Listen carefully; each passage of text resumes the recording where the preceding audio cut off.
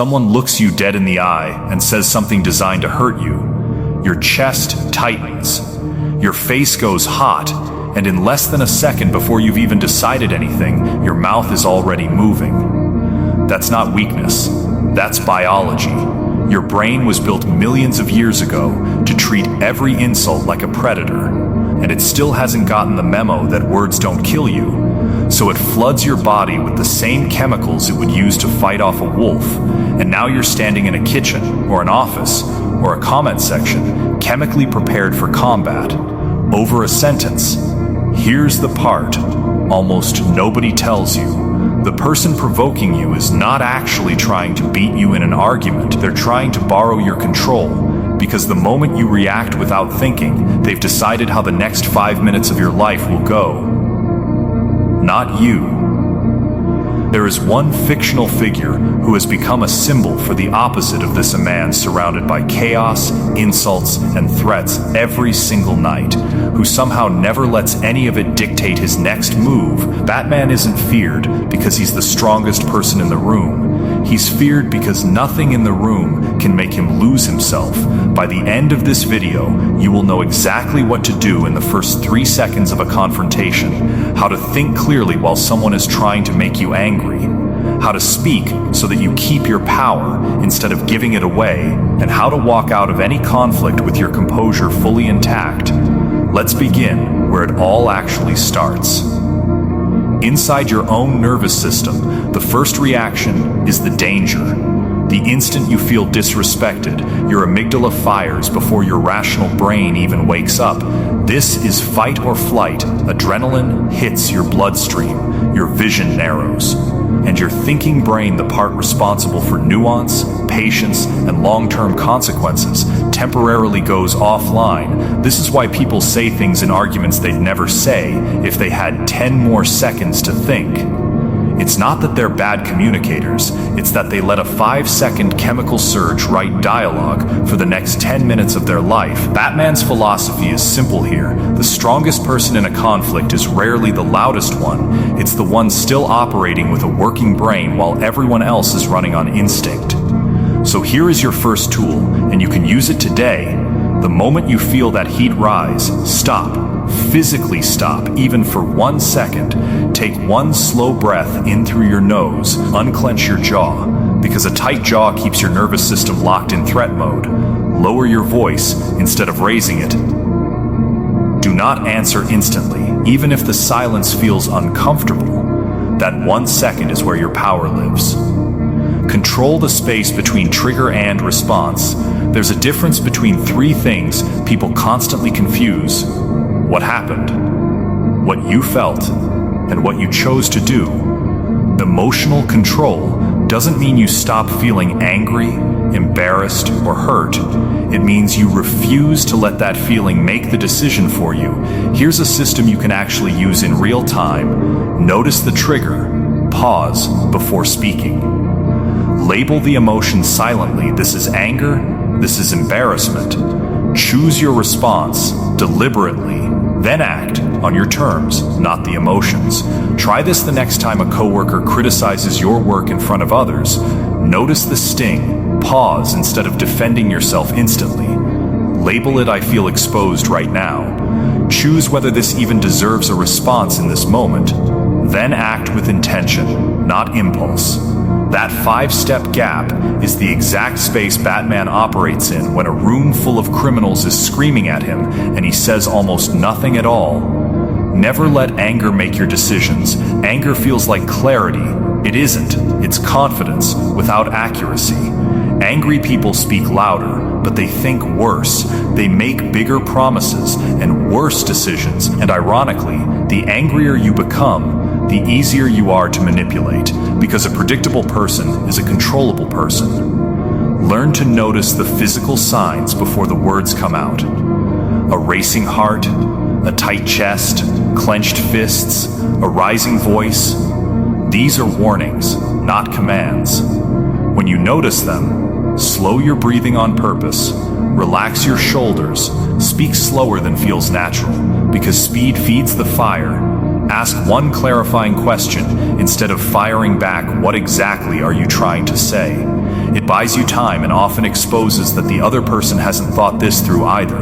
And never make an important decision while you're emotionally activated. Not a text, not a resignation, not a promise. Wait until the chemical storm passes, because it always does. Speak less when pressure rises. Most people believe more words mean more control. The opposite is true. When pressure rises, people over-explain, over-justify, repeat themselves, and hand the other person more material to attack. Every extra sentence is another opening. There's a difference between silence and passive aggression. Silence, used deliberately, is control. Passive aggression is anger wearing a quiet mask. There's also a difference between calm and weak, and between assertive and aggressive. Assertive is clear, brief, and unshaken. Aggressive is loud, reactive, and desperate to win. Here are phrases that keep your power without escalating anything. I understand what you're saying. I don't agree, and that's fine. Let's talk about this when we're both calm. I'm not continuing this while we're shouting. Short sentences carry more weight than long defenses. Say less, mean more. Don't take the bait. Why do people provoke you on purpose? Because your reaction is proof. Proof that they can affect you, control you, shrink you. A calm response denies them that proof completely. Learn to recognize bait when it's thrown at you. A personal insult, a mocking tone, sarcasm dressed as a joke, being interrupted mid-sentence, a public challenge to your ego, a question designed to trap you. The moment you recognize it as bait, something shifts.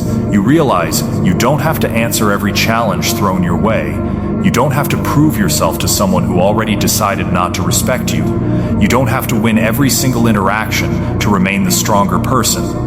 Here's a challenge for the next 24 hours. Notice every moment you feel the urge to instantly defend yourself. Just notice it.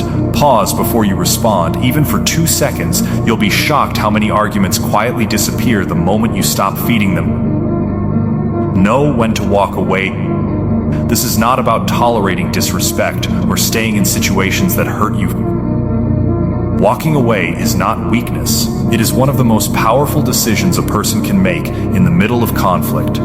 There's a real difference between running from something out of fear and deliberately disengaging, because a conversation has stopped being productive, a heated argument that's going in circles, an online exchange that will never end in understanding, a toxic conversation that only exists to drain you, someone who keeps provoking you no matter how calm you stay. In all of these, leaving is not defeat. It's discipline. And if a confrontation ever becomes physically dangerous, none of this philosophy is about proving how calm or tough you are in that moment. Your priority becomes simple. Get out, get to safety, get help.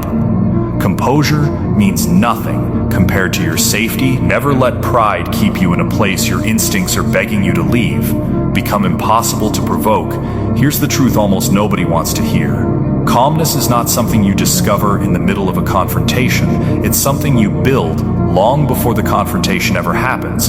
You don't rise to the level of your intentions. You fall back to the level of your training. This is why the version of you that stays calm under pressure is built quietly, when nobody is watching, through exercise, which teaches your body to tolerate stress without panic, through sleep, because an exhausted brain has no patience left to give, through quiet reflection or meditation, training your mind to observe emotion instead of obeying it, through deliberate discomfort, cold showers, hard conversations, difficult workouts, anything that trains you to stay steady when things get uncomfortable, through journaling, where you process anger on paper instead of on people, through keeping small promises to yourself, because self-trust is the foundation of self-control. This is the real reason Batman never seems rattled. It was never about the mask. It's about everything he built before anyone ever tried to provoke him. Go back to that moment at the very beginning. The insult. The heat in your chest. The urge to fire back immediately. Now imagine that same moment, except this time you notice it. You pause. You breathe, and you choose. That's the entire transformation. Real strength was never about overpowering the person in front of you. It's about refusing to let them operate the controls inside your own mind. You don't need the last word. You don't need to prove you're fearless. You don't need to win every single confrontation you're ever handed. Sometimes, the quietest exit is the loudest victory you'll ever win, because the version of you that walks away, calm, clear, and unshaken, that's the version nobody can ever provoke again. That's the whole philosophy. Wrapped into one sentence: the world doesn't need to lose control for you to stay powerful. If you're ready to stop handing your composure to people who don't deserve it, comment, "I control my response," not for the algorithm, as a promise you're making to yourself,